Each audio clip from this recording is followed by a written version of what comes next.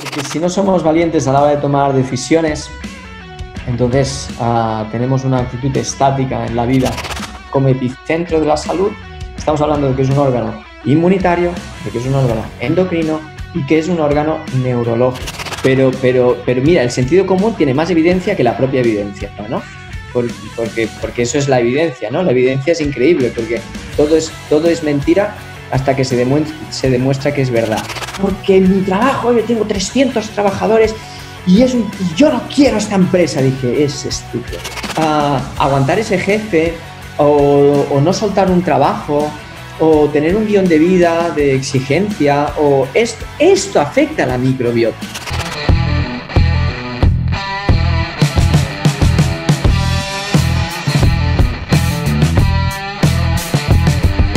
Muy buenas a todos y bienvenidos a un nuevo episodio de Fitness a 2 Podcast, el podcast en el que te daremos consejos sobre salud y fitness para que lo entiendan hasta tus abuelos. Yo soy Sergio Cruz. Y yo soy Quique Carmona. Y bueno, hoy otro jueves más, un jueves muy especial porque, bueno, es 24 de diciembre, ni nada más ni nada menos. Y sí, hasta hoy vamos a publicar una entrevista para que hacer de este día un día aún mejor y que esperemos alegraros las Navidades y aportaros un poquito más. Y estoy seguro que con el pedazo de invitado que hemos tenido para esta entrevista, así va a ser. Y bueno, antes de pasar a presentar al invitado, recordaros que tenemos la cuenta del podcast, ¿vale? En Instagram, Fitness A2 con número podcast, en la cual, bueno, todos los días subimos una píldora de 1 minuto, 2 minutos de estas entrevistas que subimos todos los jueves. Y encima en el enlace tenéis una encuesta que si la rellenáis podéis entrar en un sorteo muy, muy interesante. Y ahora sí, sin más, voy a pasar a presentar al pedazo de invitado de hoy, que es ni nada más ni nada menos que Xavi Cañellas, que ya ha estado hace 2 meses aproximadamente en la entrevista que hicimos a todo el equipo de Regenera, pero hoy viene de manera individual para hablarnos de un tema súper interesante que tiene muchísimo que ver con el libro que acaba de publicar, que por cierto, ya os lo dirá él, pero va a ser un regalito brutal para Reyes, para esa gente que tenéis cerca. Y bueno, Xavi es fisioterapeuta, también es máster en psiconeuroinmunología y bueno, por supuesto, cofundador de Regenera. También ha escrito, es coautor del libro Niños sanos, adultos sanos y de alimentación prebiótica, y hoy viene con otro pedazo de libro entre manos. Y bueno, no me enrollo más. Bienvenido, Xavi. Hola a los dos. Feliz Navidad a los dos. Y estoy encantado de estar aquí de nuevo con estos pedazos de cracks que estáis hechos. Gracias por la invitación. Pues bueno, Xavi, antes de continuar, ¿quién eres? Un poco tu trayectoria, defínete qué es lo que más te apasiona, cuéntanos. Pues eso es muy largo, ¿eh? Porque mira, hace 20 años ya que me dedico a la psiconeuroinmunología. Como bien has dicho, estudié fisioterapia y me licencié después en fisioterapia, y hace aproximadamente 20 años realicé un máster europeo en psiconeuroinmunología clínica en la Universidad de Girona, donde conocí a mis otros 3 socios, Carlos, David y Néstor, y fundamos Regenera. Y posteriormente realizamos el máster en biología molecular y biomedicina, también por la Universidad de Girona, y después estuve unos años como investigador colaborador en un grupo de investigación de la Universidad de Girona también, estudiando lo que nos lleva a este tercer libro, ¿no? El eje intestino-cerebro, la microbiota y la comunicación con el cerebro. Y bueno, pues soy un apasionado, como siempre digo, de la fisiología humana y de la no humana, ¿no? De los bichos, de la microbiota. Y estamos para romper muchos mitos, divulgar salud, ayudar a las personas a que tomen decisiones valientes, como pongo en este último vídeo, y como la misión de Regenera es hacer un mundo más saludable. ¿Por qué dices que tenemos que ser más valientes? Porque si no somos valientes a la hora de tomar decisiones, entonces tenemos una actitud estática en la vida. La valentía forma parte de la vida, igual que todos los sentimientos, que no emociones, porque las emociones realmente no tienen ni nombre, ¿no? Son respuestas neuroendocrinas. Lo que pasa es que 500 milisegundos pasan después por la parte cortical, se convierten en sentimientos y todo forma parte de la vida, ¿no? Sí que es cierto que el simplemente hecho de nacer es un acto de valentía increíble, ¿no? Porque salimos del vientre de mamá y nos exponemos al mundo. Si tenemos un buen cobijo, que ese es el cuerpo de mamá, neurobiológicamente hablando y sin hablar de neurobiología también, es un acto valiente el enfrentarnos a la vida. Y enfrentarnos a la vida no quiere decir con lucha, con sufrimiento y con todo, sino gozar de lo que esta gente oriental que sabe tanto, ¿no? Que hablan de la felicidad, como vivir con paz, lo que la vida nos da, y vivir con la misma paz, lo que la vida nos quita. Eso forma parte de la valentía. Y en la salud, o tomamos decisiones o vamos a tener sintomatología, vamos a tener alteraciones y vamos a tener enfermedades. Decisiones valientes pueden ser dejar de tomar un refresco y empezar a tomar agua, que es lo que el ser humano necesita. Y eso puede ser una decisión absolutamente valiente en el mundo de horror, de marketing y de industria que vivimos. Y otras decisiones valientes tienen que ver con actos vitales, ¿no? Movimientos de vida importantes. Y por eso, bajo mi punto de vista, la valentía es algo que pertenece al ser humano, porque si vemos estudios en la evolución, vemos que la valentía, explorar es valentía, enfrentarnos a retos es valentía, por tanto, es intrínseco en el ser humano y por tanto forma parte de nuestra salud. Qué bueno, tío.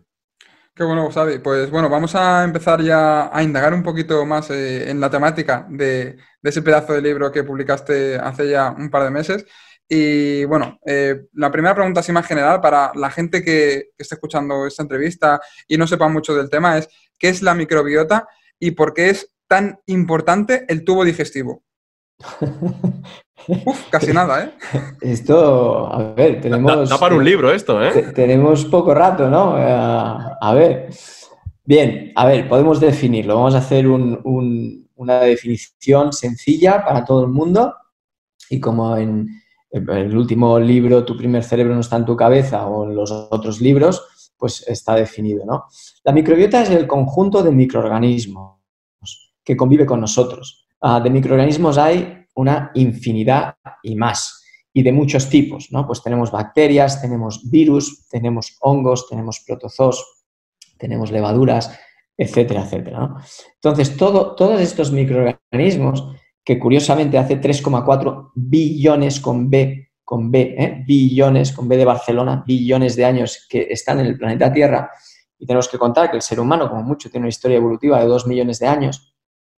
Los que son importantes son los microorganismos y los más antiguos. Nosotros somos nuevos, ¿sí? Y hicimos pues una relación, yo siempre digo al paleonotario, ¿no? Hicimos pues un contrato, ¿no? Y dijimos, mira, vamos a llevarnos bien, porque vosotros sois muchos microorganismos y nosotros somos nuevos aquí, vamos a ver qué.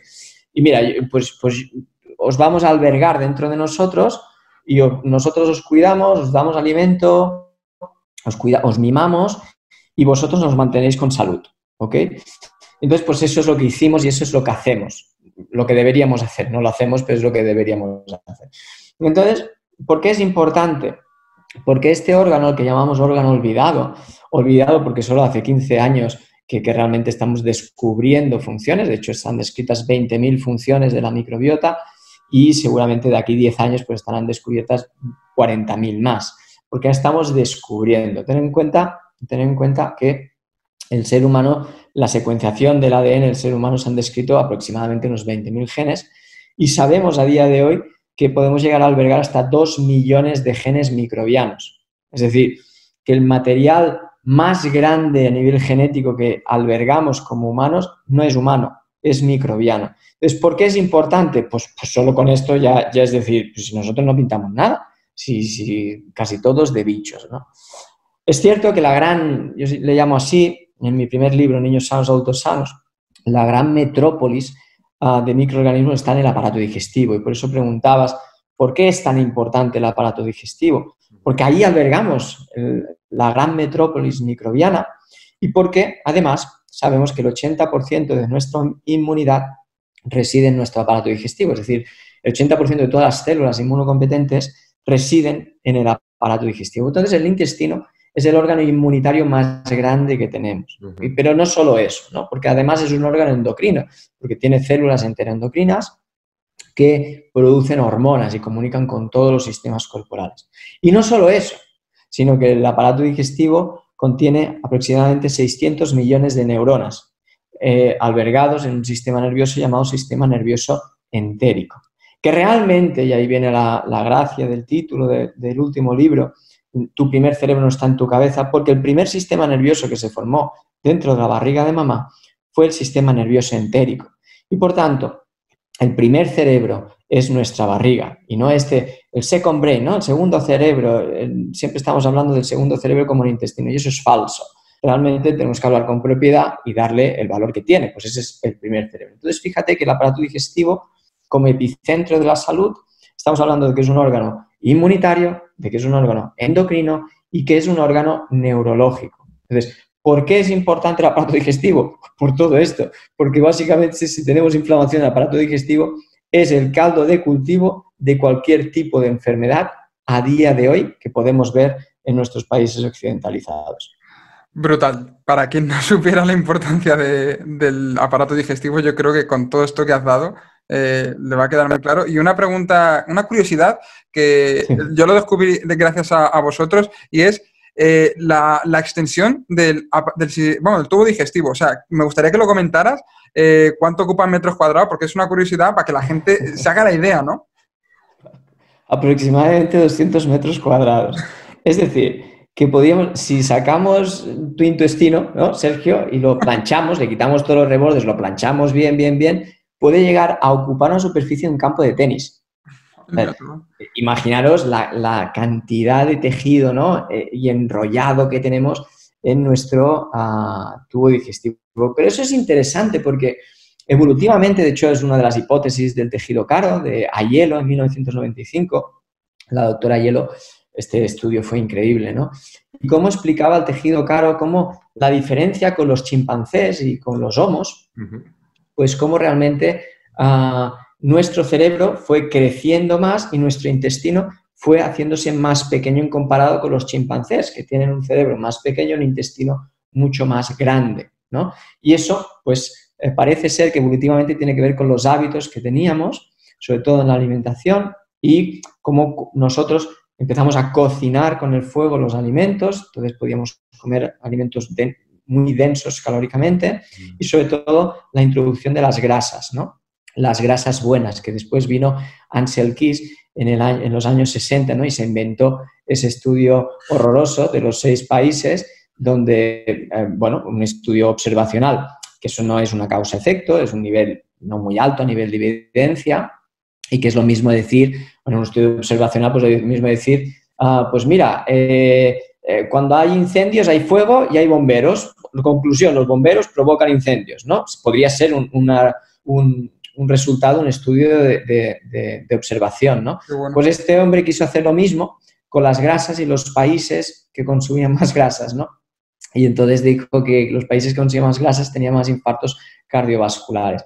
Lo jodido es que el campeón estudió 22 países, 16 decían lo contrario y 6, pues le fue bien y dijo esto. Entonces dijo, pues vamos a liarla. Y entonces ahí la industria alimentaria se hizo eco, eran muy coleguitas con el presidente de la USDA, Asociación de Agricultores de los Estados Unidos, y los tíos hicieron hasta una pirámide nutricional que a día de hoy sigue regiendo, ¿no? Entonces eso es como la gran mentira de la ciencia y de la alimentación. Pues bueno, dicho esto, pues las grasas, gracias a las grasas, nuestro cerebro, que no me voy por las ramas, nuestro cerebro creció y sobre todo grasas omega 3 y algún tipo de grasas omega 6, sobre todo el ácido araquidónico, y nuestro intestino se fue haciendo más pequeño, ¿no? Entonces, es una de las grandes diferencias con los chimpancés dentro de este tejido caro. Entonces, pues sí, nuestro intestino aún así tiene la superficie aproximadamente de un campo de tenis. Cuidado.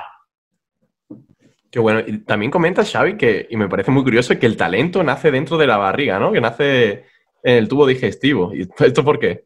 Claro. Esto hizo una charla TED hace 1 año y medio ya, un TED Talk que fue un sueño cumplido. Soy un fan de las charlas TED Lo Y pondremos en las recuerdo... notas del episodio también. Ah, genial, pues gracias, genial. Y está ahí, está colgada en abierto. La vi yo hace un tiempo y es una pasada. Pues estuvo muy chulo, ¿no?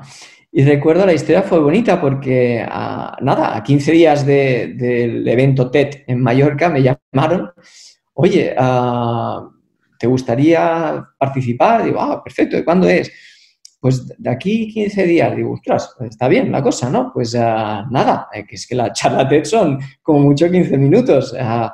Bueno, de hecho, sé que hay una preparación para ello, ¿no? Sí. Y bueno, pues dije, sí, a tope, la hago, ¿no? Y entonces me dijeron, bueno, va de talento. Digo, ostras, pues fantástico. Pues mira, es que el talento nace en la barriga. Me salió así, espontáneo, ¿no? Entonces dije, mira, vamos a hacer una charla TED pudiendo explicar realmente la importancia del aparato digestivo en la capacidad de desarrollar nuestros talentos, ¿no?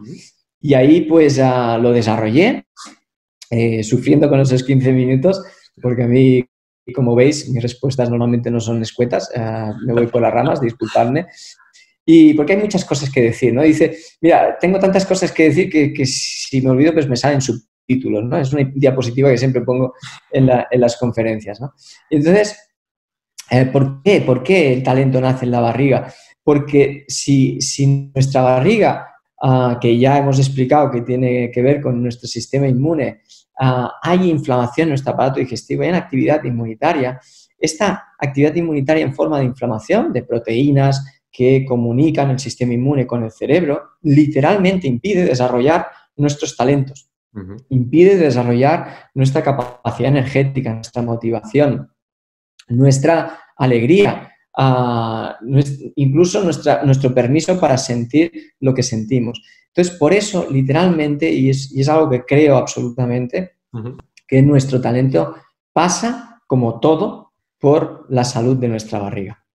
Sin ninguna duda. De hecho, yo por lo menos personalmente, es que lo notas cuando estás más hinchado porque quizás has comido peor, por lo que sea, te notas más irascible, de peor humor, hasta te notas como más triste, más apático y dices, joder, y es que es verdad, es que lo relacionas completamente con ese estado de cómo te encuentras tú a nivel digestivo. Sin embargo, cuando te notas ligero, yo hace unos años cuando comía peor, o cuando incluso me creía esto de que había que comer 5 o 6 veces al día, tal, que estaba todo el día con la tripa hinchada. Luego ya cuando dejé de hacer esto, cuando tenía la sensación de hambre, yo a veces me ponía hasta contento porque digo, Dios, es que tengo hambre, me encuentro deshinchado, me encuentro a gusto, claro. Y decía, Dios, y estabas hasta de mejor humor, más activado. Y es más, Sergio, también pasa cuando lo típico, ¿no? De que te dicen, no, los niños tienen que desayunar y porque si no van al colegio no tienen energía y desfallecen. ¿Y cuál es el típico desayuno que promueven los que dan esos consejos?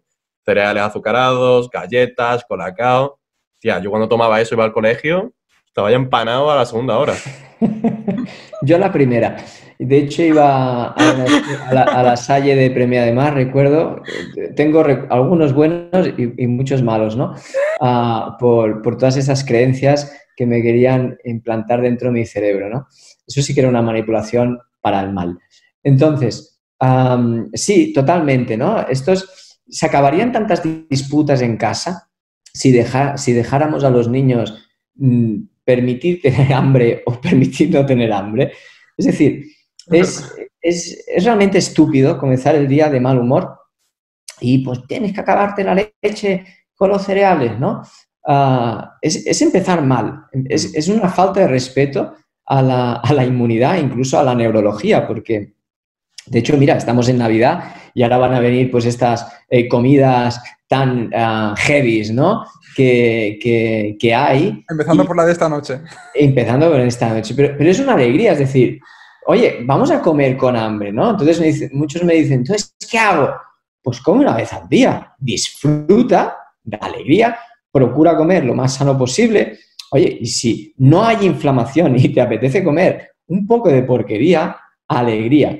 Pero no te hinches por la mañana, al mediodía y por la noche a comer como un animal, porque vas a comer sin hambre, vas a generar inflamación y no tiene más. Disfruta las Navidades comiendo cuando tengas hambre y pues establécelo. Pues esta noche pues hay que comer con alegría. Mañana, Navidad, pues comemos con alegría. La Nochevieja, ¿no? Pues vamos a comer con alegría. pero regulemos esto porque el hambre es una señal homeostática y hablamos de neurología. Claro, si entendemos, si la industria, pretendemos que la industria nos explique qué es el hambre, vamos mal, vamos muy mal, ¿no? Vamos muy mal, porque fíjate que el hambre induce una respuesta de búsqueda, es dopaminérgica. Esto en el circuito mesocorticolímbico, que es el circuito famoso de la recompensa. Esta dopamina que se genera en el área ventral tegmental, ¿no? El tegmentum genera una boom, dopamina, ¿no? Que esta es la recompensa, ¿no? Previamente se ha activado el sistema nigroestriado para buscar también con dopamina. Oye, voy a buscar. Perfecto, encuentro. ¡Guau! Es una pasada comer con hambre. Es una pasada. Es placer. Es alegría comer con hambre. Entonces, con estas barbaridades que se llegan a decir, alterando la fisiología de la inmunidad del aparato digestivo, no tienes que comer que te quedes con hambre. Yo no futem, que dicen en Cataluña, no fastidiemos, ¿no? Me tengo que quedar con hambre, de verdad. Es decir, tengo que comer pero quedarme con hambre. ¿Pero por qué me tratas así? ¿No? ¿Por qué me tratas así? De hecho, digo, y hablo de neurología, ¿ok? Neurología. Neurológicamente, pues imaginaros que estamos practicando sexo con ganas, la pareja pues con ganas practicando sexo, y cuando vas a tener un orgasmo, oye, espera, no lo tengas. Sobre todo no lo tengas, espérate, oye, pues te esperas 3 horas y vas así, ¿no? Parece una broma y esto en clase incluso me han dicho, ¿qué dices? Y después he explicado las rutas neurológicas, que es la misma. Es decir, la dopamina en el orgasmo es lo mismo que comer con hambre y es lo mismo que beber con sed. Entonces, hay que tener coherencia. Además, cuando vemos que uno, no tiene ningún fundamento científico comer 5 veces al día, y 2, que tienes un montón de fundamentos científicos para dejar de hacerlo. De hecho, en el grupo de investigación, cuando colaboraba, me dijo, le presentamos, ¿no? Recuerdo que estábamos con Carlos y le presentamos un par de papers diciendo, mira, disminuir la frecuencia, ensayos clínicos pequeños, pero bueno, porque los ensayos clínicos con una N muy grande son complejos, ¿no? Pero estos ensayos clínicos con pacientes con diabetes tipo 2, se los enseñamos. Oye, mira, que mejoran el estado metabólico disminuyendo la frecuencia de comidas, que el ensayo es pequeño, tendrá, yo qué sé, tendrá sus sesgos, pues, joder, como toda la ciencia, no nos jodamos, ¿no? Entonces decimos, ¿por qué no se traslada esto a la práctica clínica, ¿no? Entonces dijo el jefe, un tío que es un crack, el doctor José Manuel Fernández Real, o sea, solo tiene 400 papers indexados en PubMed, o sea, estamos hablando de los grandes investigadores que tuve el placer de colaborar en su grupo durante un tiempo. Y este hombre dijo, quiero que hagáis un proyecto, reviséis toda la literatura, crear un proyecto, bueno, el trabajo más duro de mi vida a nivel de ciencia, ¿no? Uh-huh. Y para desmontar algo que no es ciencia. Pues le dije que no. Dije, no. Yo no voy a dedicar mi vida, mi energía en querer desmontar una cosa que no es ciencia, cuando hay tantos fundamentos. No. Seguimos estudiando el cerebro y la microbiota, que eso me encanta. Es una guerra perdida, ¿eh? Sí, y ya está. No estás compitiendo contra evidencia científica, sino contra marketing. Tienes que comer 3, 4 o 5 veces al día. Mira, cuando quiten la mierda, perdóname la expresión, de las máquinas de refrescos en todos los hospitales, en todos, ¿sí? Y cuando quiten las chucherías, es decir, es la mayor incoherencia del mundo, en un hospital que haya chucherías, perdona. Galletas María. Disculpa, no puede ser. Entonces, cuando quitan todo esto, entonces nos sentamos y hablamos. Ahora, después me puedes decir, no, radical, pseudocientífico, ¿no? Uno me dijo psicovendeumólogo. Hostia, le felicité, dije, eres un crack. Se lo ocurrió al menos, ¿no? Por lo menos se lo ocurrió. Digo, nunca me han llamado esto, eres un crack, tío. O sea, gracias, te felicito, coño. O sea, hay veces que si la gente cogiera esa creatividad para meterse con otra gente en hacer algo productivo, yo creo que sería la leche. Increíble. Oye, que le felicité de verdad. Dije, menudo crack estás hecho, ¿no? Bueno, de hecho, si toda la manipulación que hacen los políticos la hicieran para el bien de las personas, el mundo iría mejor, las sociedades irían mejor, ¿no? Entonces, hay tanta falta de sentido común que no sé dónde vamos a llegar, ¿no? Pero mira, el sentido común tiene más evidencia que la propia evidencia, ¿no? Porque eso es la evidencia, ¿no? La evidencia es increíble porque todo es mentira hasta que se demuestra que es verdad, ¿no? Esto es el método científico, ¿no? Entonces yo recuerdo, pues, no sé dónde fue, en las redes, o me escribieron, o yo no me acuerdo. Me dije, no, es que tengo unas migrañas y demás, ¿no? Y dije, bueno, pues estudiemos el caso, o puedes variar la alimentación. No, porque yo soy muy científico y la alimentación nos ha demostrado que me mejore las migrañas. Pues disfruta de las migrañas, pues yo qué sé, pues si tenemos que esperar a que tenga un paper de evidencia para hacer algo, vamos jodidos. Y es una crítica, de hecho, en Tu primer cerebro no está en tu cabeza, hay un apartado que es una crítica desde dentro de la evidencia científica, del método científico. Y con eso no quiero desmontarlo, quiero decir que eso es fantástico, que tenemos una metodología que nos hace avanzar en aspectos, pero que no la tenemos que tener como una religión, como se está ahora, ¿no? Sí, que se arroja, ¿no? Eso no tiene evidencia científica, es como... Si no te doy un paper, pues tu paper es menos paper que el mío, ¿no? ves, ¿no? Pues nada, pues genial, ganas tú ganas, no pasa nada, me rindo y ya está, ¿no? Dediquemos la energía a lo que tengamos que dedicar. Eso es. Totalmente. Y yo, fíjate, es que el método científico obviamente que tiene cosas muy buenas, pero como cualquier cosa que han creado las personas, tiene sus limitaciones.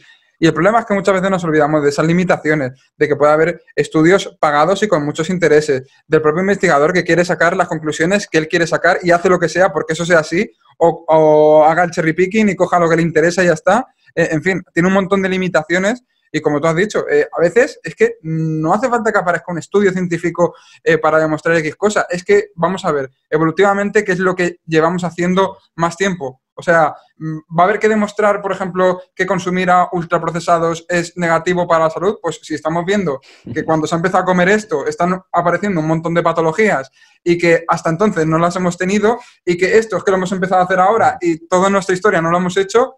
O sea, sentido común, ¿no? Yo creo que es lo que tú has dicho. Claro. No, a mí me han llegado a decir, pues demuéstrame científicamente que beber agua es mejor que beber Coca-Cola. ¿De verdad? ¿Te lo tengo que demostrar científicamente? Pues paso, pues no quiero, pues no te lo demuestro. Pues no te lo demuestro. Oye, pues no te lo demuestro. Pues apáñate y bebe la Coca-Cola de las narices, ¿no? Es decir, sí, falta mucho sentido común. Y vuelvo a decir lo mismo, la ciencia es muy interesante. De hecho, Salomon Snyder, que es un gran científico, dice que cuando leo estudios científicos no busco verdades absolutas, busco hipótesis. Y es donde deberíamos ir. Y evidentemente que hay unas carencias, de hecho las nombro en el libro, ¿no? Hay unas carencias, por ejemplo, todo lo que hace ruido, ¿no? Por ejemplo, lo que siente el ser humano, eso es ruido. Entonces, eso lo quito, ¿no? Porque yo puedo medir los kilos de enamoramiento que tiene una persona.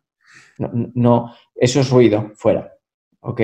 Entonces, por ejemplo, si tengo que evaluar científicamente en un ensayo clínico el impacto que tiene la alimentación, un tipo de alimentación con X patología, es que es muy difícil, es que lo hemos probado de hacer. En la Universidad de Granada, recuerdo con una compañera que queríamos demostrar cómo la alimentación prebiótica mejoraba en procesos cancerígenos y metodológicamente, para evitar los sesgos, era imposible.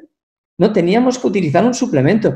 Yo no quiero utilizar un suplemento, yo quiero utilizar la alimentación, ¿no? Pero claro, los programas que tienen que llevar, los cuestionarios que tienen que rellenar los pacientes, no hay control. ¿Cómo se les explica esto? Es que el hecho de que la experiencia clínica, esto lo hablaba ayer en otro directo, ¿no? La experiencia clínica es un grado importante porque cuando viene una persona a la consulta, no vas a trasladar la evidencia a la consulta, no, vas a trasladar la consulta a lo que es evidencia o no es evidencia. Porque si tú eres antipático cuando recibes a una persona en la consulta, eso ya va a ir mal. Pero eso no se mide. No hay los kilos de antipatía para medir el impacto que tiene junto con cambios en la alimentación junto con cambios en el ejercicio físico y junto con una hipnosis clínica, ¿no? No se puede medir eso. Pero por eso siempre decimos, no tratamos síntomas, ¿no? Desde Regenera lo estamos siempre contando, no tratamos síntomas, tratamos personas que sufren síntomas. Y las personas son un conjunto de sistemas complejos. En sí ya es una complejidad enorme un individuo que alberga un ecosistema absolutamente complejo que es de microorganismos y que ni conocemos. Entonces, ¿cómo afecta todo esto, no? Pues es complejo, pero es que el ser humano es complejo. Y por tanto, la clínica debe ser el conjunto de herramientas dentro de un enfoque complejo, el enfoque de la persona individualizada que ha vivido su cronología, que siente lo que siente, que tiene sus propias creencias. Es como me decía una paciente, ¿no? Es que yo tengo el mismo SIBO que mi amiga y le han dado un tratamiento, pero es diferente que el mío.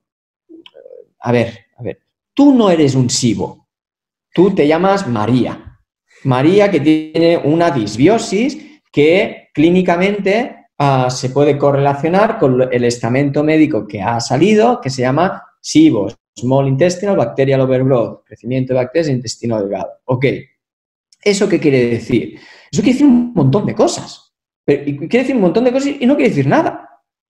Entonces, ¿qué tipo de SIBO tenemos? Bueno, tenemos las pruebas de test de heces para mirar exactamente pues algunas familias, grupos de parásitos, grupos de hongos, grupos de marcadores inflamatorios, de ácidos grasos de cadena corta. Podemos mirar un montón de cosas, ¿vale? Pues ese va a ser distinto a otro, pero aún así, si me apuras, dice, no, pero tenemos el mismo, con los mismos niveles.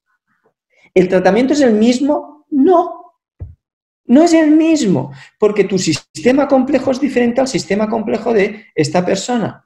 Porque tú estás casada con una persona y la otra está casada con otra. Y tú tienes tus creencias y la otra tiene sus creencias. Y tiene su familia y la otra tiene su familia. Y uno tiene su trabajo y el otro tiene su trabajo. Entonces, hay que tratar en la complejidad individualizada y compleja de cada individuo.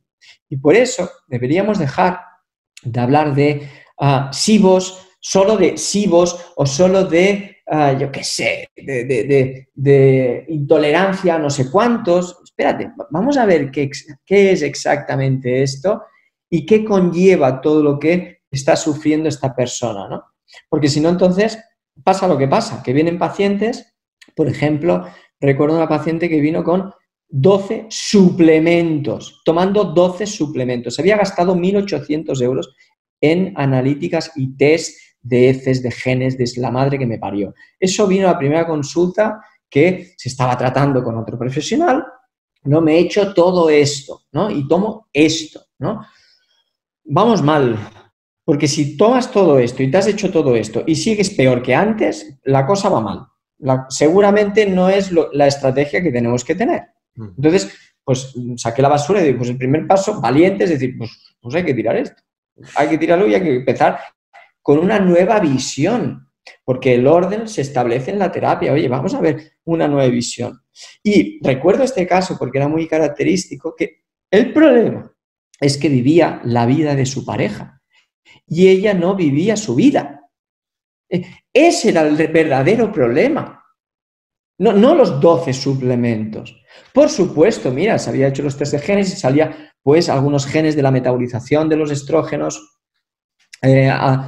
pues que funcionaban menos, o el polimorfismo del metiltetraidrofolato reductasa, o sí, todo esto era acompañamiento más sus hábitos de que la cosa no va bien, pero realmente lo más jodido que era, que estaba viviendo la vida de su pareja y que no se daba permiso para vivir su vida y que estaba sometida a su pareja.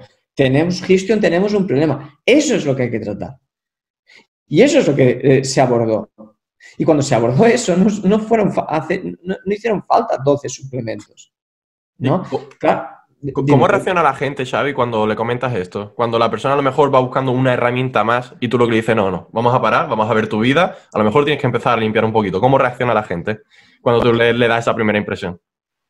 A veces con estupor, ¿no? ¿qué me estás contando, no? Pero, mira, hay muchos años, yo me he formado en muchas cosas, aparte de la vertiente puramente biología molecular y demás, pues me he formado en terapia sistémica familiar, en hipnosis, en programación neurolingüística, en el arte de la comunicación. Y tiene un impacto terrible, porque lo comentaba en alguna entrevista, ¿no? Me decía, ¿y cómo lo llevas a la práctica clínica? Y mis terapeutas de mi equipo, ¿no? Yo superviso todos los casos ahora y les enseño a mis terapeutas, ¿no? A danzar, a tener una danza con el paciente. Entonces, ¿qué lenguaje hay que utilizar en cada momento? O cuándo hay que picar, o cuándo hay que mostrar el anzuelo, y cuándo hay que cabrearse, y cuándo hay que acompañar, y cuándo hay que empatizar. Y eso es tan importante, pero tan importante. Entonces, normalmente, un paciente, eso lo aprendí de mi gran maestro Bernardo Ortín, un paciente cuando Bernardo dice dos cosas, ¿no? Dice, el paciente en los primeros 5 minutos te dice su problema y la solución, lo que pasa es que no es consciente de la solución, ¿no? Y también dice que la primera demanda que muestra el paciente normalmente no es verdad, es decir, es su propia verdad, pero no es realmente lo que le está pasando. Entonces, el acto, eso es lo que enseñamos en el posgrado en psiconeuroinmunología clínica regenera, que por eso me dicen, ¿y qué diferencia hay entre otra escuela? En otras escuelas digo, pues no lo sé, porque no conozco las otras escuelas, pero lo que hacemos nosotros no lo hace nadie, que es cómo me meto, cómo transformo la biología molecular al contexto clínico y cómo podemos seducir de forma, por supuesto, profesional al paciente para hacerle entender que el problema viene por aquí, aquí, aquí, aquí. Traducir esto a mecanismos de acción en fisiología, biología molecular y decir una frase que te gusta mucho a ti, ¿no? Que me encantó cuando nos conocimos, ¿no, Sergio? Empoderarlo a... Sabía que iba a ser esa. Claro, empoderarlo a... Vale, ahora entiendo qué me pasa, ahora comprendo el qué y el cómo, ¿no? Yo recuerdo una visita con una mujer que imagino que sigue siendo empresaria, a no ser que haya tomado la decisión de curarse y dejarlo, ¿no? Pero tuvimos una bronca y fue... porque la consulta al final, tiene un toque de teatro, pero no es un teatro hipócrita, sino es un teatro... En los seminarios que he hecho de teatro he disfrutado muchísimo. Y es cómo conectas, ¿no? Y con esta mujer recuerdo que conectamos con gritos, ¿no? ¿Cómo gritaba esa mujer? Y pues yo te voy a gritar más, ¿no? Y entonces, y esto y lo otro, y no, porque mi problema es el aloe vera y el estómago y no sé qué. Y yo, pues no es el aloe vera, porque el aloe vera no se ha levantado y no te ha pegado 2 hostias, ¿no? Entonces, no es el problema, no es el aloe vera, ¿no? El problema es que tienes un problema en el estómago y aún no sabes por qué tienes un problema en el estómago, ¿no? Y entonces, la llevé al máximo, ¿no? A la irritación, pero conscientemente, porque es necesario a veces, otras veces no, por supuesto. Y entonces, yo, no, porque en mi trabajo yo tengo 300 trabajadores y yo no quiero esta empresa. Dije, ese es tu problema. Ese es tu problema. Y entonces fue consciente y ahí mostró una emoción y lloró. Y ahí se acabó la irritación y se acompañó. Digo, vamos a hablar de esto, que este es el problema. ¿Y qué ocurre aquí? ¿Por qué no tienes permiso para soltar esto? ¿Qué ocurre? Porque esta era la empresa de mis padres y mis padres murieron y les prometí que yo no la dejaría. Esa es la herida. Ahí ya no hablamos de aloe veras, ahí ya no hablamos de estómago, ahí hablamos de la herida en su vida que se tiene que levantar cada día por lealtad a algo que no le gusta, dedicar 12 horas al día a algo que no le gusta y lidiar con 300 trabajadores, con lo que conlleva eso, sin gustarlo, porque si te gustara, pues de puta madre. Entonces, ahí, cuando fue consciente, recuerdo que, es que solo fue una visita, pero fue muy bonita, porque esa mujer me dijo, ¿no? Dice, gracias, Xavi, llorando, dice, gracias, Xavi, dice, porque mira que me has cabreado, te puedo decir que me has cabreado, sí, doy fe de ello, porque has chillado mucho, ¿no? Entonces, pero gracias porque ahora he comprendido, de verdad que he hecho un clic. Dice, pero ahora, comprendiéndolo, no soy capaz ahora de soltar esto, pero ya sé cuál es mi problema, ¿no? Y me dio un abrazo. Oye, alegría. y si lo ha arreglado, estaré encantado. Y si no, no pasa nada, porque para mí la terapia fue el clic, ¿no? Yo, sinceramente, lo que pienso, y es por sintetizar un poco todo lo que acabamos de hablar, es la necesidad de hacer ese cambio del modelo tan biomédico, tan farmacocentrista, a ese modelo biopsicosocial. Y me ha encantado el ejemplo que has puesto, Xavi, el caso del SIBO, de cómo al final eso también puede tener tanta relación con lo psicológico y con lo social. Y es que no se nos puede apartar de ello. O sea, no se nos puede apartar de ello, lo tenemos que entender. Puede que a veces, quizá esto como que no es tan tangible, ¿no? Cuando te dicen, no, es que resulta que tu problema te lo está causando el estrés que te genera tu trabajo, tu jefe, el estar haciendo a diario algo que no te gusta, el estar siempre haciendo lo que te dicen los demás y no lo que realmente tú quieres. Todo ese tipo de cosas que parece que son menos tangibles y que muchas veces la gente, es que el problema es aquí, y es que es que lo normaliza. Y la gente, claro, considera que el estrés que le puede generar un jefe en un trabajo o lo que sea, o la situación que sea, como hay más gente que le está pasando, piensa, pues esto puede ser, esto no me está generando el síntoma. Aunque yo a diario esté todo el día pensando en ello, esto no me está generando este problema. Y cuando luego alguien como vosotros, que es sinceramente lo que aquí que a mí nos encanta de vosotros y por lo que hemos aprendido tanto, que es ese enfoque biopsicosocial, es que la persona, ahí es cuando descubre, hostias, si es que me han dicho que esto puede ser mi problema, lo que tanto llevo aguantando. Y es cuando dice, ahí va. Y claro, hay gente que es tan reacia a ello, que es que hasta lo rechaza. Pero es que es una realidad. Por eso, mira, el libro, que es, la tesis es el Brain Gataxis, el eje intestino-cerebro. Y la primera parte del libro es cómo afecta a la inmunidad y la activación de la inflamación. Y bueno, hay un montón de personajes y metáforas, porque es súper entendible, de cómo afecta de abajo hacia arriba. Y la segunda parte del libro forma parte de cómo afecta lo de arriba hacia abajo. Wow. Entonces, recuerdo que había en Amazon, ¿no? Hay reseñas que ponen del libro y a veces me las miro, ¿no? Porque es bonito, ¿no? Muchas veces dicen, me miro las peores reseñas porque eso me hace avanzar. Digo, oye, pues yo me miro las buenas también, casi lo disfruto, ¿sabes? O sea, tampoco pasa nada, ¿me explico? Y recuerdo que había una reseña muy mala, ¿no? Una valoración muy mala. Dije, a ver qué dice, ¿no? Dice, no, porque yo me esperaba una visión puramente de la microbiota y el libro se ha basado en la segunda parte en un libro de autoayuda, ¿no? Y entonces dije, hostia, no ha entendido nada. No ha entendido nada, porque o lo he escrito muy mal, ¿no? Y no lo he hecho entender, que también está bien. Pero bueno, no lo voy a reescribir, evidentemente. Entonces, ¿la idea cuál es, no? La idea es entender que la microbiota, ¿no? Ahora muchas veces pues, me preguntan mucho, ¿qué es la microbiota, ¿no? ¿Qué puedo hacer para cuidar la microbiota, ¿no? La microbiota no es un ente externo, no es como una parte que, mira, me la coloco y me la quito, ¿no? ¿Y cómo la puedo cuidar? No. La gracia es que la microbiota forma parte de nosotros. Yo soy yo con mi microbiota. O sea, yo soy yo con mi microbiota. Es decir, sin mi microbiota yo no soy yo. ¿Se entiende? ¿Sí? Entonces, todo lo que afecta en lo que estás hablando biopsicosocialmente afecta a la microbiota. Y por tanto, aguantar ese jefe o no soltar un trabajo o tener un guión de vida de exigencia, o esto afecta a la microbiota. Porque lo explico en la primera parte, ¿no? Las hormonas del estrés hacen crecer y generar virulencia en muchas colonias bacterianas o parasitarias, etc., ¿no? Entonces, esa es la clave, que no la separemos, ¿no? ¿Cómo puedo mejorar? ¿Qué puedo comer para mejorar mi microbiota?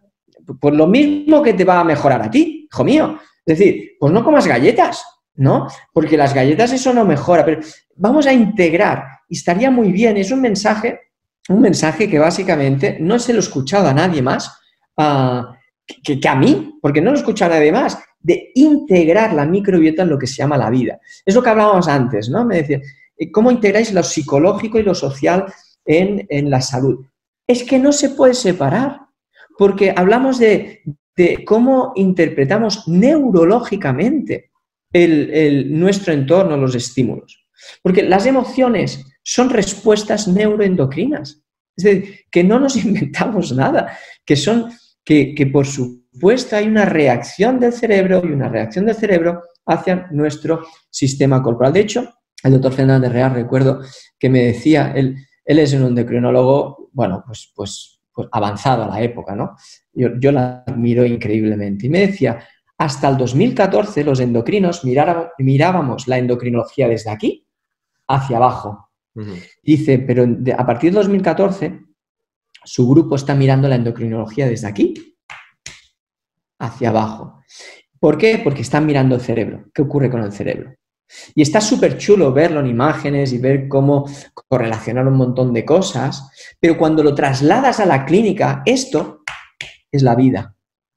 Por eso, esa segunda parte hace generar clics. Es decir, ¿qué es la contabilidad energética? Uy, no me estás hablando de la microbiota, no, te estoy hablando de cómo tu contabilidad energética sea negativa y solo llenes en tu vida, vas a tener una infección de E. coli. Yo te estoy diciendo eso. ¿Por qué? Porque si estás tan cargado energéticamente que ya no tienes energía para vivir, eso genera un nivel de estado de alarma a nivel sistema nervioso que está afectando a tu microbiota. Entonces, ese es el clic que tienes que hacer. ¿O qué orden tienes en tu vida? ¿O qué estás dejando entrar en tu vida? No, es que tengo ese amigo que me llama cada día para decirme lo mal que está. Entonces, eso no es un amigo, eso es un paciente, ¿no? Porque te llama y tú eres el terapeuta, ¿no? No, porque yo soy el amigo, porque él ha hecho muchas cosas por mí. Ya tenemos la deuda de contabilidad inconsciente, ¿no? Es el libro de contabilidad inconsciente entre las relaciones, entre las parejas, entre los amigos y demás. Oye, vamos a hacer explícita esa deuda, es decir, a ver, ¿cómo podemos pagar la deuda? Y no tengamos deuda, por favor. ¿Sí? Que esto es como cuando hablaba, ¿no? de la infancia, en mi primer libro, en la programación de la salud y demás, ¿no? Que decía que dar la vida es un acto altruista. Yo doy la vida a mi hija para que ella viva su vida. Pero yo no le doy la vida a mi hija para generar una hipoteca a 60 años con un Euribor de la hostia para que me devuelva a X meses y a X años el amor que yo le he dado. ¿No? Porque entonces su vida pasa a mirarme a mí como deudora. Y eso es un problema, porque entonces no puede vivir su vida. Y esto afecta de la hostia al sistema digestivo y a la microbiota. Y eso forma parte de la vida y, por tanto, forma parte de la microbiota porque forma parte de nuestra vida. Entonces, por eso el libro lo dividí en cómo explicar de forma fisiológica, ¿no? Con los nombres científicos, con que son muy feos, pues les pongo nombres y metáforas y chulos, ¿no? Personajes. ¿Cómo afecta esto hacia arriba y nuestra vida afecta hacia abajo? Por supuesto que afecta hacia abajo. Y es ese contexto biopsicosocial de los que pues, habláis de que os gusta ese enfoque. Mira, tenemos un profesor, Xavi, de fisiología, que se llama Pedro J., que organiza aquí el simposio de fuerza y tal, y hace poco le hicimos una entrevista para AudioFit y nos comentó sobre cómo debe ser el enfoque en una pérdida de grasa, ¿no? Que se enfoca mucho. Y habló de que lo primero que se le debe, o sea, el primer profesional que debe contactar debe ser un psicólogo, en segundo lugar un nutricionista y en tercer lugar un entrenador. Porque dice, vale, ¿tú cuántas veces entrenas al día? O sea, ¿cuántas horas entrenas al día? ¿1? ¿2 horas como mucho? ¿Cuántas veces comes? ¿3? ¿4? ¿5? Claro. Pero ¿cuántas veces piensas? ¿Cuántas veces te comportas? Dice, miles de veces al día. Entonces, ¿cómo pretendes hacer una pérdida de grasa de forma efectiva si no tienes a alguien que te ayude a cambiar esos comportamientos? Y es que te das cuenta de que la psicología lo es todo. Pasa que hoy en día la tenemos, bueno, cada vez un poquito más se va hablando de la importancia del psicólogo, ¿no? Se va perdiendo un poquito el tabú sobre los problemas de comportamiento, etcétera, etcétera. Pero al final, Sergio y yo lo hablamos mucho, de tío, nos tenemos que formar en PNI con esta gente que son los top, porque es que los resultados cuando lo ves y le tocas la mente, bueno, Sergio, si quieres comentar un poco casos que tú has trabajado y cómo le trabajas la creencia para que consigan perder grasa, ganar músculo, más así en nuestro ámbito. Yo es que al final, bueno, ya la gente del podcast lo sabe que soy psicólogo, pero me estoy dando cuenta que hoy en día que haya tantos problemas, Xavi, tú estabas viendo, de depresión, es que no es casualidad. Y es que ya no solo se nos junta estos problemas de alimentación, que como tú has dicho, eso afecta al tubo digestivo y directamente influye en tu cerebro, sino también el estilo de vida. O sea, el muchas veces no sacar la basura de nuestra vida antes de empezar a meter nuevas cosas. Esa organización del tiempo, ese saber decir no, que estamos muy acostumbrados y parece que se nos ha educado en que es malo decir no. El complacer siempre al que tenemos al lado y no mirar por nosotros. Tú también, ¿cómo ves esto? Porque, fíjate, es una pregunta ya que curiosidad, el tema de la depresión. O sea, ¿cómo lo ves y qué importancia también tiene el tubo digestivo en esto? Claro, bueno, has dicho muchas cosas para comentar, ¿no? Para poner orden. A mí me gusta mucho el orden. De hecho, el orden precede todo, precede el amor, ¿no? El psicólogo, ¿no? Me encanta, ¿no? El psicólogo es un profesional de la salud top, por supuesto, ¿no? ¿Hay matices? Sí, por supuesto, ¿no? A día de hoy, cuando hablamos de psicología, nos viene a la mente la terapia cognitivo-conductual. Ok. ¿Esto cambia cosas? No, ni mucho menos. Porque eso solo trata el 5% de la capacidad cerebral. Entonces, el 95% de la capacidad cerebral no pasa por lo cognitivo. Y, de hecho, hay que recuperar a Descartes, ¿no? Descartes dice, pienso, luego existo, ¿no? Quique decía ahora, ¿cuántas veces piensas? Es que tendríamos que pensar menos, ¿no? Me decía una paciente hace muchos años, en Girona, me decía que tenía muchos pensamientos, ¿no? Dice, ya he encontrado la solución. Dice, voy a poner los pensamientos en fila. Digo, pues la has liado, porque acabas de añadir un nuevo pensamiento al batute de pensamientos que tenía. Digo, seguramente no es la solución pensar más, ¿no? Cuando estudiamos el cerebro, los estudios en neurociencia, pues es súper interesante ver cómo la parte cognitiva trabaja con 64 bits al segundo, en velocidad de procesamiento, ¿no? La parte subconsciente trabaja con 11 millones de bits al segundo. Entonces, hay una ligera diferencia, ¿no? Entonces, por eso de Descartes pasamos a Baruch Spinoza, ¿no? Que otro filósofo que compartieron época en Ámsterdam, en el 1600 y pico, ¿no? Dice, Baruch decía como que todo es un sistema neurobiológico. De ahí se cambia la frase de Descartes a siento, luego existo. Entonces, sería mucho más interesante, y con esto no quiero llevar a contar ni mucho menos al profesor, que tiene mucha razón, sino añadir, ¿no? Añadir el hecho de decir, ¿y si sintiéramos más y pensáramos menos?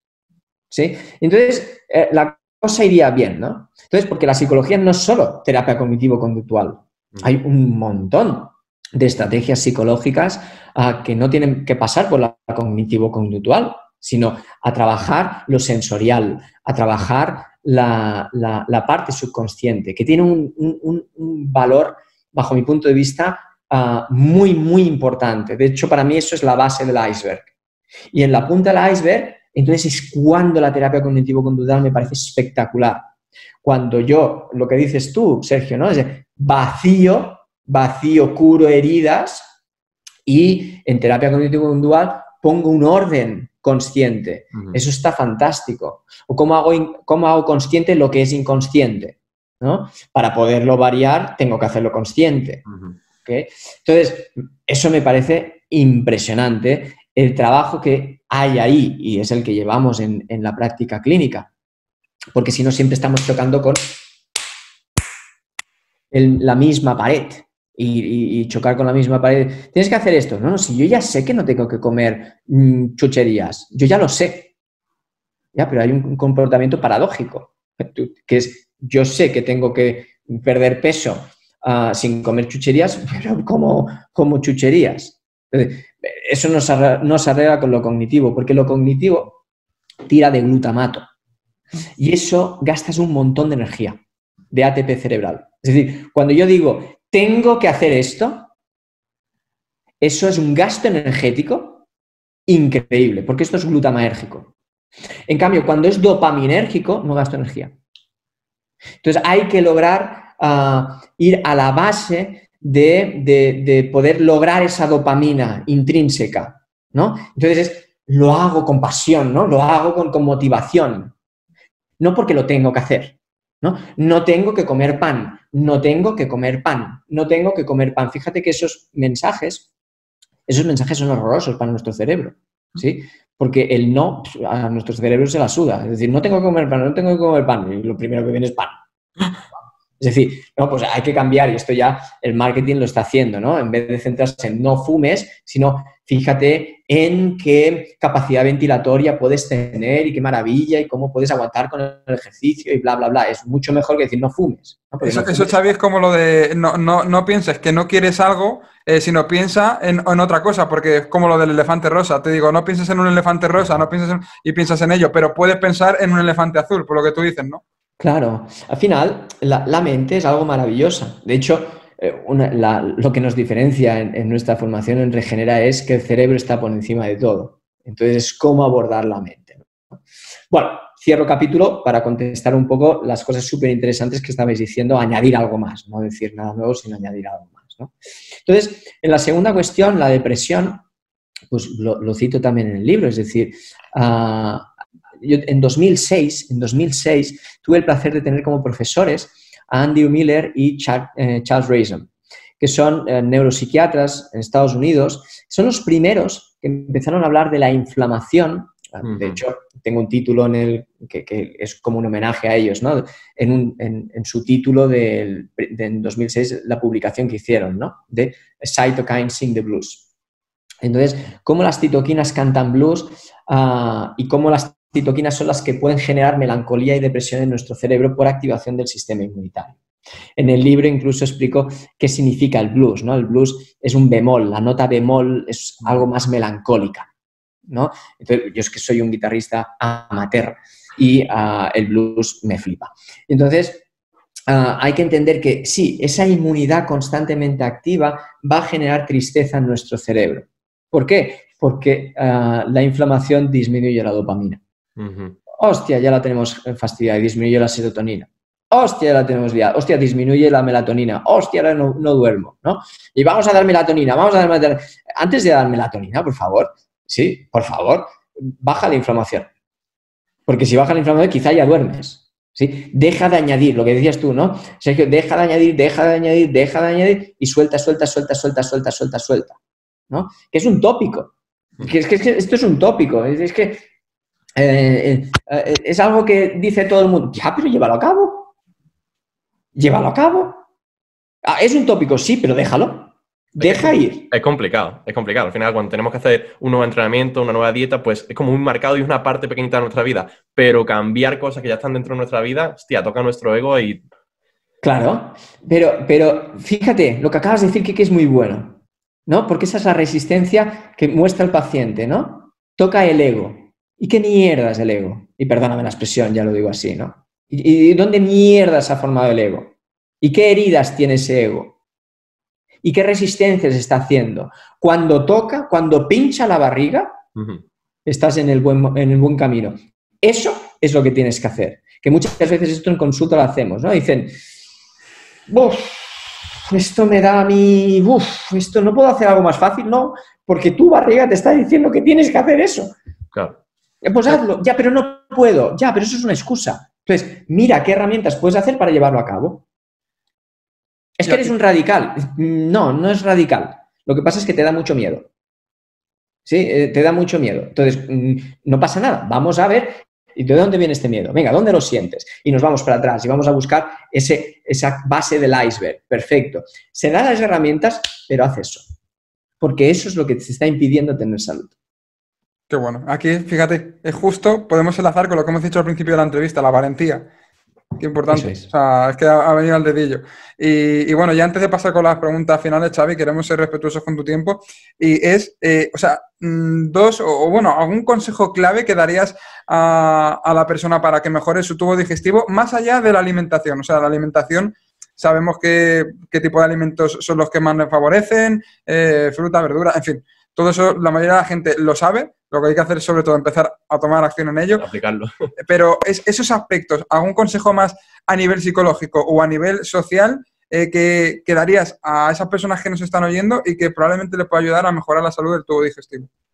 Que se permitan sentir. Es así de fácil. Permítete sentir. Porque estamos negados a sentir. Porque tenemos creencias que sentir es malo. Y tener miedo es malo. Y llorar es malo. Y tener tristeza es malo. No, no, no, no, no, no, no, no. El miedo es malo excepto cuando es buenísimo, la tristeza es mala excepto cuando es buenísima, la alegría es mala excepto cuando es buenísima. Pero permítete sentir, siente, siente. Y entonces puedes ser. En el momento que tú eres, ¿no? Que conectas con la vida, puedes conectar. Eso no es nada nuevo lo que estoy diciendo, esto es Gregory Bateson, ¿no?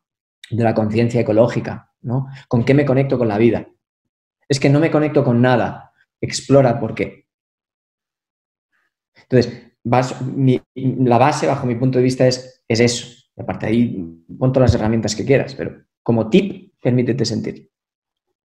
¿Puedes definir un poquito mejor a qué te refieres cuando dices permítete sentir? O sea, un caso práctico de una persona que no se permitiese sentir. Pues, por ejemplo, mira, el tópico más tópico sería se ha muerto un familiar, o se ha muerto mi pareja, o se ha muerto mi hijo, ¿ok?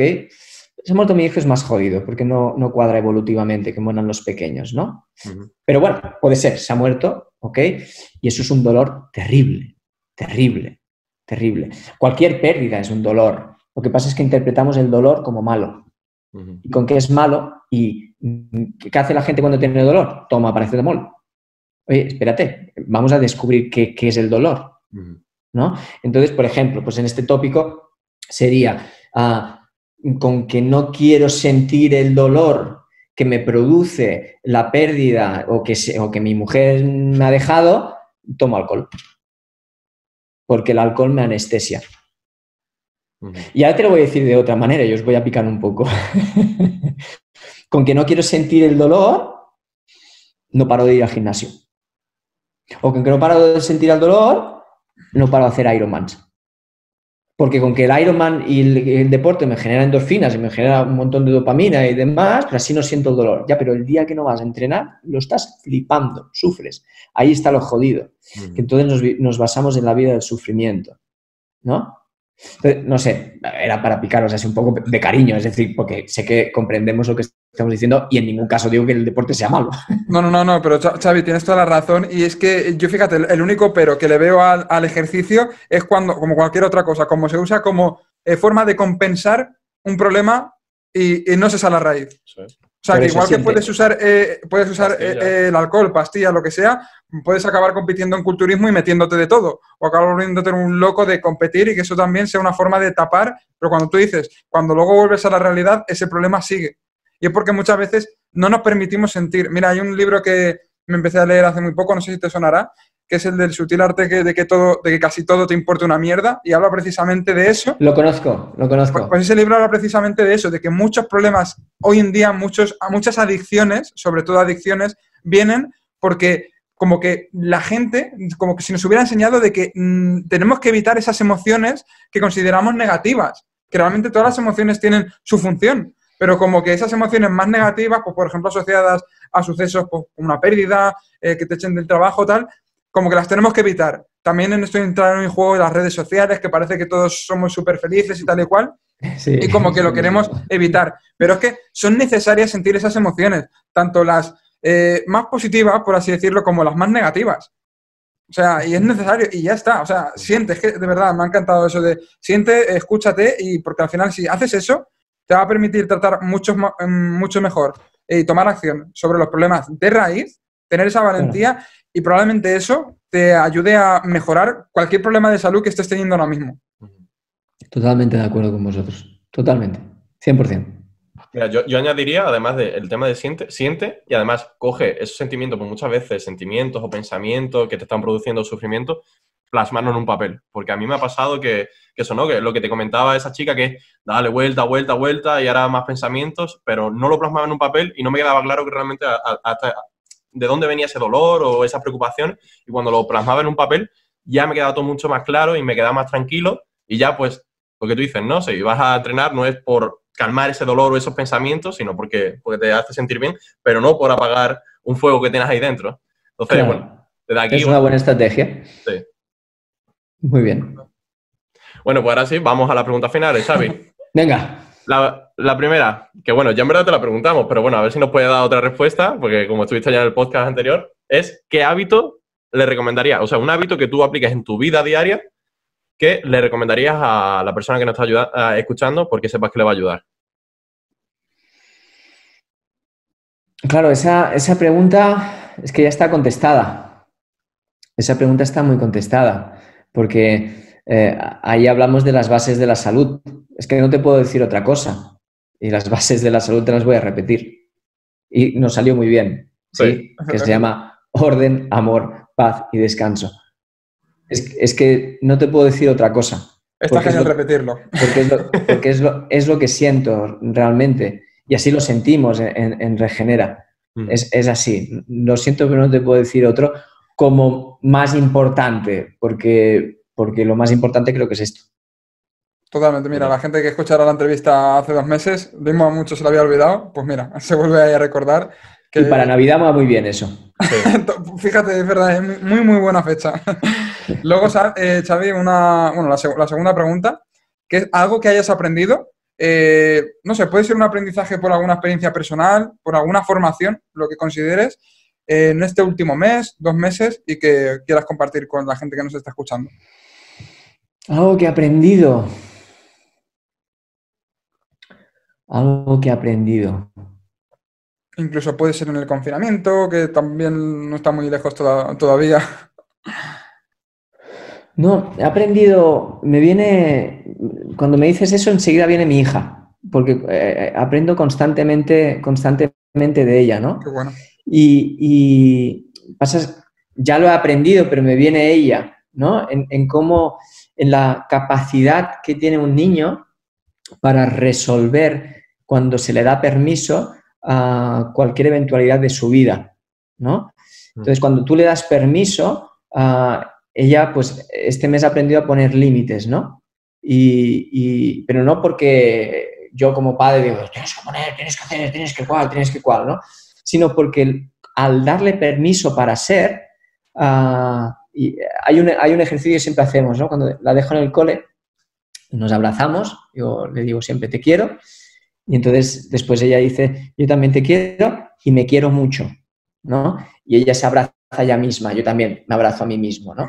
Y entonces, es algo muy repetido durante muchos años y cómo lo aplica ella, ¿no? Es decir, hostia, cuando das permiso para ser, entonces tiene alguna cosa, pues, con el cole, las amigas, lo que sea, cuando me dice, pues he dicho que no, porque esto hace que yo no me quiera, ¿no? Y eso hace a poco que ha pasado y me sale ese aprendizaje. Aprendizaje, te diré, ya lo he aprendido, pero lo veo en mi hija y entonces sería como el aprendizaje de continuar dando permiso para ser a nuestros hijos. Brutal. Poner límites, saber decir no. Va a salir una hija que va a ser una crack, Xavi. Y si no, que vaya a terapia, ¿sabes? Que yo qué sé. No, pero más que el tema que diga que no es de permitir a ellos que hagan sus propios aprendizajes y no tener que imponerle los valores, sino que ellos mismos los vayan desarrollando, ¿no? Al final, cuando alguien te impone algo, te dan órdenes, a la gente no nos gusta recibir órdenes, ¿no? Por eso es permitir ser. Con el tema del PNI, al final lo que tú dices, ¿no? Tú mismo él ya tiene la solución, lo que pasa es que no la conoce y tú mismo le permitas a ella descubrirlo. Cuando sale de ti, te lo tomas mucho más en serio, porque es algo que tú mismo has descubierto. Cuando te lo dice otra persona, lo que tienes que hacer es como, lo estoy haciendo, pero no voy 100% confiado. De hecho, en el libro hay 2 casos clínicos y el primero le llamo Yolanda, no se llama Yolanda la paciente, son 2 casos clínicos reales y fue un ejemplo increíble. Fueron 2 visitas con un cuadro que dices, madre mía, con todo lo que vienes, y yo le puse unos ejercicios a hacer, no me hizo ni caso, sino que se fue a un nivel superior. Y bueno, la gente lo podrá leer, un caso donde hubo abusos sexuales en la infancia y donde nunca se había expresado. Y la primera visita fue tan catártica para ella que no hizo el paso previo que yo le hice, que hizo cum laude, ¿no? Entonces, resolvió de una manera muchas de las cosas porque se permitió ser. Y entonces, pues a la segunda visita había mejorado todo. Y dije, pues te doy el alta. Y ella me decía, no me des el alta, que esto va muy bien. Digo, coño, ya has hecho todo. Alta. depende de ti, no de mí, ¿no? Pero se permitió ser. Y creo que es no sé, creo que es un aprendizaje muy interesante. Brutal, brutal. Bueno, última pregunta final, Xavi, es Venga. ¿qué destacarías de ti como persona, como profesional, que te diferencia del resto? Al final, eso que todo el mundo sabe que tenemos algo ahí que nos diferencia un poquito, ¿no? Pasión. Uh-huh. Pasión. Porque la siento y sí que es cierto que, bueno, es verdad, muchas veces me han definido así, pero me definan o no, me la trae pal pairo, me explico, es decir, que es sí, es decir, alguien te puede definir, ¿no? Alguien le puedes caer bien o mal y no pasa nada, es una alegría y está bien, ¿no? Pero yo diría la pasión. Qué bueno.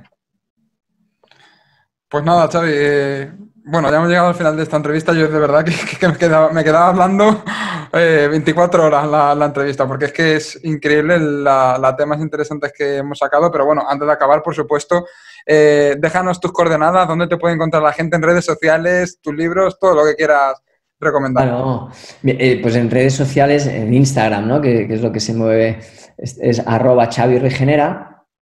Estoy en Facebook también con mi nombre, Xavi Cañellas, y en Twitter como @ChaviRegenera también. Y también la cuenta de Regenera, ¿no? De Regenera-PNI en Instagram y de mis socios, ¿no? De Carlos, Néstor y David. Y pueden ver en mi web, xavicañellas.com. Y yo qué sé, y mis libros, pues sí, el libro pues mira, lo tengo, a ver si llego. Sí, mira, y creo que por aquí también lo tenemos. No, bueno, algo. Algo. Por ahí. Aquí tenemos Tu primer cerebro no está en tu cabeza. Sí, por aquí tenemos también el de alimentación prebiótica, creo, por aquí está.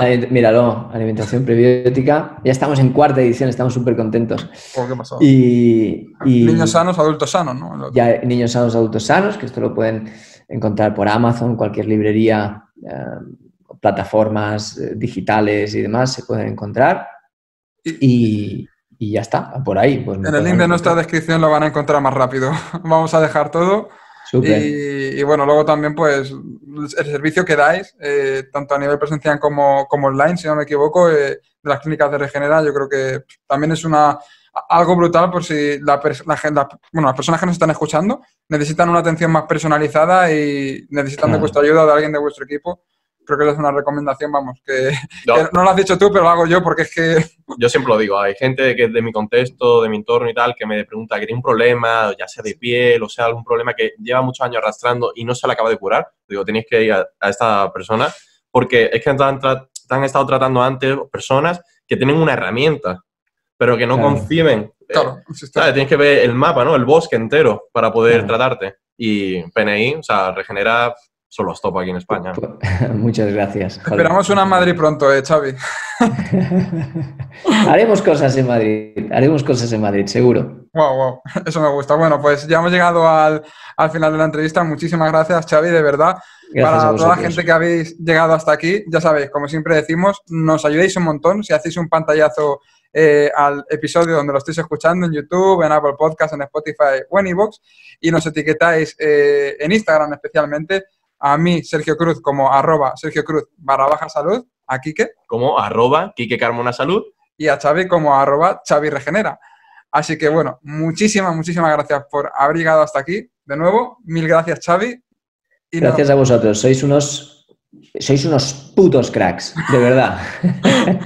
Qué buena guinda para acabar el podcast. Muchísimas gracias, de verdad. Un abrazo muy grande a todos y a todas. Un abrazo. Chao. Chao.